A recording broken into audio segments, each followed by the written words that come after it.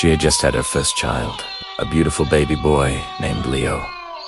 Everything was perfect, or as perfect as it can be with a newborn. The sleepless nights, the constant feedings, the diaper changes. You know the drill. But after a few weeks, something strange started happening. Every night, around the same time, Leo would wake up. But he wasn't crying. He would just lie there in his crib, giggling. At first, Sarah thought it was adorable. His little laughs echoed through the baby monitor, a sweet sound in the dead of night. She'd peek into his room, and there he'd be, on his back, eyes wide open, just chuckling away. But she noticed something odd. He was always looking at the exact same spot. The corner of the ceiling, right above his crib. A dark, empty corner. Day after day, night after night, it was the same routine. Leo would wake up, stare at that corner, and laugh. Sarah would check. She'd turn on the lights, stand on a chair, run her hands along the walls and ceiling. Nothing. No cracks, no cobwebs, no weird shadows from the streetlights. Just plain, white ceiling. Her husband, Mark, told her she was just tired, that babies do weird things.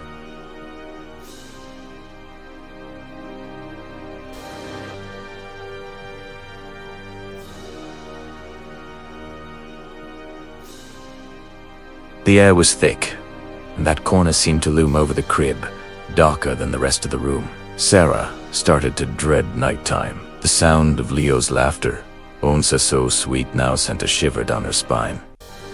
Who was he laughing at? She tried moving the crib to a different part of the room. That night, Leo screamed inconsolably. He cried until his face was purple, until he was exhausted and finally fell asleep. The next morning, Sarah found the crib had been moved. Not by a lot, just a few inches, but it was back in its original position, directly under that dark corner. Mark swore he hadn't touched it. That was the last straw. Sarah bought a high-definition nanny cam, the kind with night vision and motion detection. She was determined to prove she wasn't going crazy. She set it up on the dresser, aimed directly at the crib and the corner above it.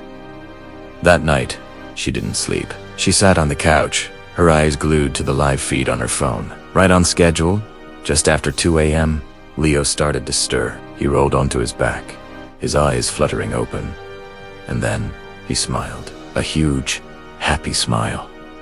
He let out a soft chuckle, his little hands reaching up towards the ceiling. Sarah held her breath, her heart pounding against her ribs. She stared at the grainy, black and white image on her phone.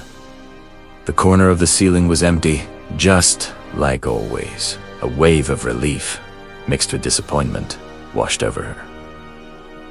Maybe Mark was right. Maybe she was just an overtired, paranoid new mom. She was about to turn off the phone and try to get some sleep when she saw it. A notification popped up on the screen. Motion detected. Her blood ran cold. She quickly switched from the live feed to the recorded clip. The video started with Leo waking up and smiling. She watched him giggle, his eyes fixed on that corner. And then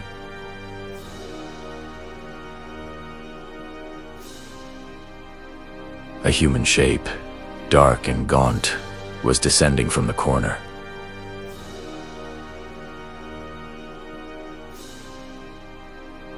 It lowered its head, long, stringy hair falling to obscure its face, until it was just inches from her baby, and it smiled back. A wide, silent, terrifying smile. Sarah screamed. She dropped her phone and sprinted to the nursery, fumbling for the light switch.